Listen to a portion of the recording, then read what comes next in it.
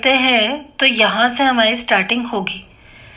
देखिए आप ध्यान से, किसी बहुपद p ऑफ x के लिए y के मान p ऑफ x में आकृति ज्ञात करनी है। आपको यहाँ पर कहीं भी p ऑफ x दिख रहा है, p ऑफ x का पूछा है और क्लियरली यहाँ पर दिया हुआ है कि p ऑफ x के शून्यांक ज्ञात कीजिए। मतलब कि आप जानते हैं ये x एक्सिस है, ये x डैश है, ये y है और ये y डैश है।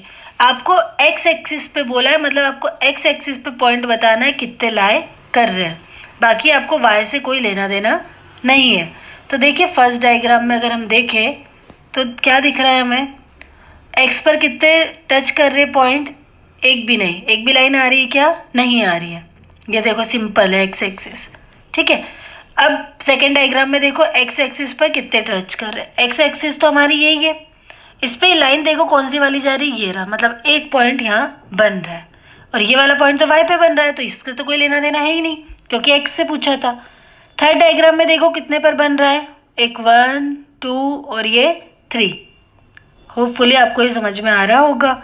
सिमिलरली फोर्थ डायग्राम में देखो कितने एक्सिस पे बन रहा है, 1 और ये 2, ये है ना पॉइंट। फिफ्थ में देखो 1 2 और ये 3। समझ गए होंगे आप, इसी तरीके से आपको इसे करना है, ठीक है। अब आ जाते हैं हम मोस्ट इम्पॉर्टेंट टॉपिक हमारा, किसी बहुपद के शून्यांक और गुणनकों में संबंध, या हम इसे इंग्लिश में कहते हैं कि आपको क्या निकालना है, जीरोस, और इनके बीच में आपको रिलेशनशिप बताना है। मोस्ट इम्पॉर्टेंट सेकेंड चैप्टर का टॉपिक है ये। सबसे पहले हमें जीरोस निकालने को आ सकता है, या फिर वो हमसे पूछ सकता है कि इनके बीच में क्या बताइए, रिलेशन, संबंध, ठीक है। आइए इसे स्टार्ट करते हैं। इसको स्टार्ट करने से पहले आपको एक चीज़ मैं बता दूं कि आपको दो फॉर्मूले याद करने पड़ेंगे। कौन से, अल्फ़ा प्लस बीटा कितना होता है, -b/a, और अल्फ़ा इंटू बीटा होता है c/a, ठीक है। आइए अब क्वेश्चन स्टार्ट करते हैं। देखो, द्विघात बहुपद यानी होता है अपना क्वाड्रेटिक पॉलिनोमियल, आप ले सकते हो, कोई इससे मतलब नहीं अपन को मतलब है कि क्वेश्चन में बोला क्या, इक्वेशन दी हुई है कि शून्यांक ज्ञात कीजिए। ये इंपॉर्टेंट पॉइंट है, क्या ज्ञात करना है आपको, शून्यांक, मतलब कि जीरोस, और क्या आपको फाइंड करना है, इनके बीच में संबंध, मतलब कि रिलेशन की बात हो तो हम निकालते हैं अल्फ़ा प्लस बीटा और अल्फ़ा इंटू बीटा। तो बात की चीज़ हो गई। सबसे पहले क्या निकाल लेते हैं अपन, इसके शून्यांक निकालेंगे कैसे, देखो x² - 2x - 8, हम इसे करेंगे फैक्टराइजेशन मेथड से, जो क्या कहती है तो देखो ध्यान से, इसके आगे कुछ नहीं, मतलब हम मानेंगे 1 का 8 में इंटू करेंगे तो आ गया 8। ऐसी कोई सी दो संख्या सोचनी है कि मल्टीप्लाई करें तो 8 आ जाए, तो हमने सोची 2 4 ज़ा 8, हमने सोची 4 2 ज़ा 8, बात तो एक ही है। हमने सोची 8 1 ज़ा 8, या फिर 1 8 ज़ा 8, और तो कैसे भी 8 नहीं आ सकता। तो फर्स्ट कॉन्सेप्ट क्लियर हुआ। सेकेंड कॉन्सेप्ट देखिए कि आपको इसमें क्या सोचना पड़ेगा कि अब हम क्या करें कि हमें बीच का माइनस का 2x लाना है। तो सबसे पहले तो ये पता करते कि 2 लाना है, तो 2 कैसे आएगा, वो आपने जो दो नंबर सोचे हैं ना, इनको या तो प्लस करो या माइनस करो, मतलब कि या तो 8 में 1 प्लस करो तो कितना आ गया 9, हमें तो 2 चाहिए, तो ये वाला ऑप्शन तो कैंसिल। उसके बाद हमें क्या चाहिए था, 2 और 4 जो था हमारा, तो 2 और 4 था। अगर मैं 4 में 2 प्लस करूँ तो कितना आएगा 6। अब मुझे तो पर माइनस करना पड़ेगा क्योंकि मुझे क्या चाहिए 2, वो भी मुझे किसके चाहिए, माइनस के। तो मैं एक काम करती हूँ, क्या काम करती हूँ, हम करेंगे कि माइनस का हम लेंगे 4x और माइनस का 2x, ये लिया। मोस्टली बच्चे इसमें यही गलती करते हैं, माइनस माइनस क्या होगा प्लस, मतलब कि ये आ जाएगा 6x। हमें क्या चाहिए 2, तो हमें क्या करना पड़ेगा, इसमें प्लस लगाना पड़ेगा, ठीक है। अब क्या हो जाएगा, माइनस प्लस माइनस, तो 4 में से 2 गए तो कितने बचे 2, वो भी किसके, माइनस के, क्योंकि बड़ी संख्या क्या है 4 और उसके आगे क्या लगा हुआ है माइनस। ये x इसलिए लगा है क्योंकि बीच में हमें x भी चाहिए था।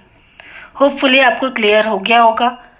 अब देखो कि बच्चे बेसिकली गलती क्या करते हैं, अगर आप ले लोगे माइनस का 2x और प्लस का 4x, आप बोलोगे मैम माइनस प्लस माइनस, तब भी तो 2 आ जाएगा, बट बड़ी संख्या कौन सी है 4, 4 के आगे क्या लगा हुआ है प्लस, हमें क्या चाहिए माइनस, इसलिए हम क्या करेंगे माइनस का 4x प्लस का 2x। ठीक है, जैसे कि इसमें किया हुआ है। होपफुली आपको क्लियर हो रहा होगा।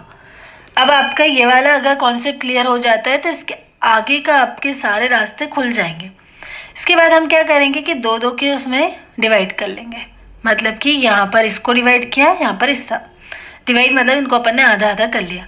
यहाँ से देखो कॉमन क्या आएगा, इसके पास कितना x है 2x है, इसके पास 1x है, तो इसके पास 2 थे तो हमने 1 बाहर ले लिया, तो अंदर कितने बचा 1 माइनस 4 ऐसा का ऐसा। अब यहाँ पे कॉमन लेने में बहुत प्रॉब्लम आती है, x तो कॉमन आएगा नहीं क्योंकि इसके पास x नहीं है। 2x माइनस 8 में से अगर कॉमन लेना हो तो हमारे माइंड में एक चीज़ क्लियर होनी चाहिए कि ऐसा कौन सा टेबल है जिसमें 2 भी आता है और 8 भी आता है, तो कौन सा टेबल है 2 का। तो अब 2 को 2 से डिवाइड करेंगे तो कितना आएगा x ही आ जाएगा, 2 को 8 से डिवाइड करेंगे तो कितना आएगा 4। होपफुली समझ में आ गया होगा। तो ऐसे हम इधर कॉमन लेते हैं। इसके बाद हमारी लास्ट स्टेप बच जाती है कि जो ब्रैकेट के अंदर है उनको एक साइड लिख लो, जो ब्रैकेट के बाहर है उनको एक साइड लिख लो। फिर x माइनस 1 को 0 के बराबर में रखा तो x की वैल्यू कितनी आ गई प्लस का 4। x प्लस 2 को 0 के इक्वल में रखा तो ये प्लस का उधर जाएगा तो माइनस का हो जाएगा। ये तो आपने निकाल लिए इसके क्या जीरोस, क्या निकाल लिए जीरोस। हमें अब क्या निकालना है इनका रिलेशन निकालना है। तो आपके माइंड में एक चीज़ क्लियर होनी चाहिए, क्या, ये इक्वेशन को देखकर a बराबर कितना मानोगे आप 1, b बराबर कितना -2, c बराबर -8, निकाल लीजिए रिलेशन। अगर ये चीज़ क्लियर है तो ये कैसे आया, ये हमने इक्वेशन से लिया। ओके चलिए, इन्होंने रिलेशन बताया क्या, हाँ जी बताया, देखो 2 पर।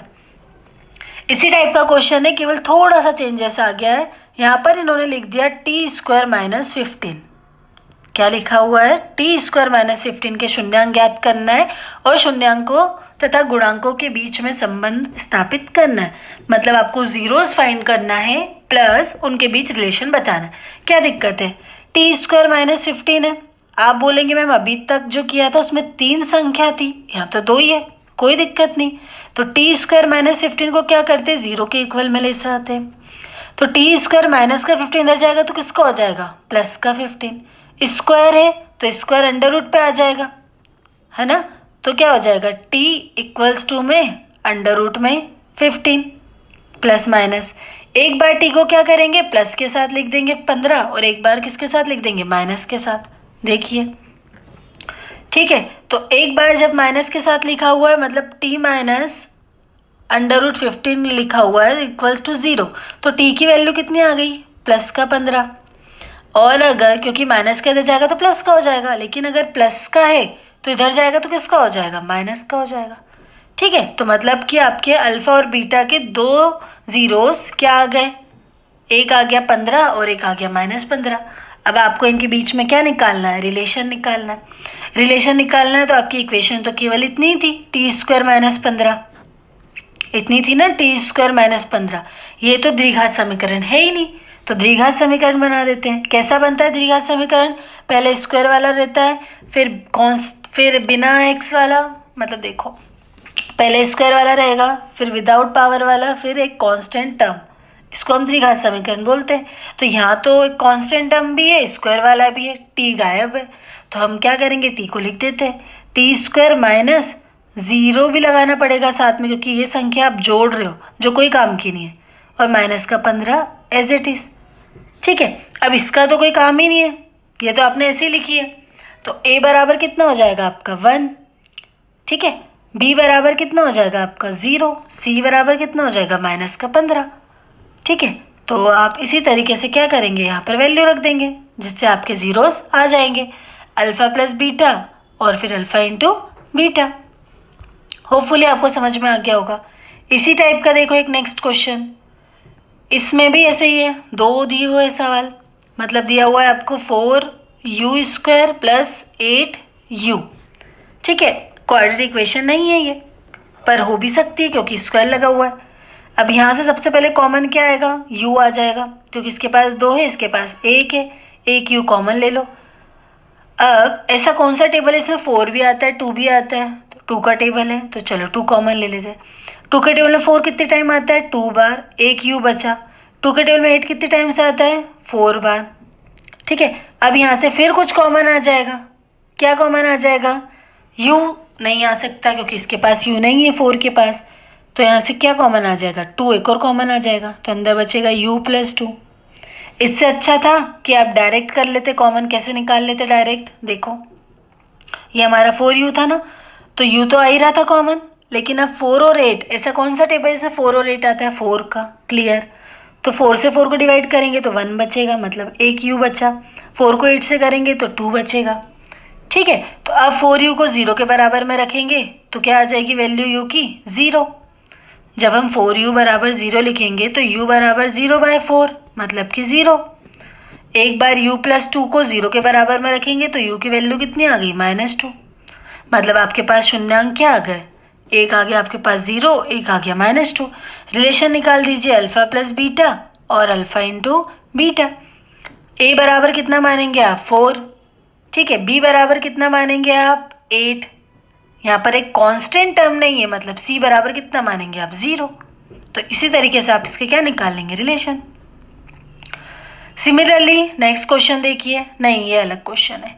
एक द्विघात बहुपद ज्ञात कीजिए। एक आपको अब द्विघात बहुपद क्वाड्रेटिक पॉलिनोमियल फाइंड करना है जिसके शून्यांकों का योग मतलब सम ऑफ जीरोस क्या देके रखा हुआ है 1/4। प्रोडक्ट ऑफ जीरोस मतलब कि क्या होता है आपका गुणनफल, कितना दिया हुआ है -1। आपको एक द्विघात समीकरण ज्ञात करना है। कहने का मतलब कि शून्यांकों का योग मतलब अल्फा प्लस बीटा देके रखा हुआ है, माइनस नहीं प्लस का 1/4 दिया हुआ है। ओके लिख देते 1/4। अल्फा इंटू बीटा दिया हुआ है -1।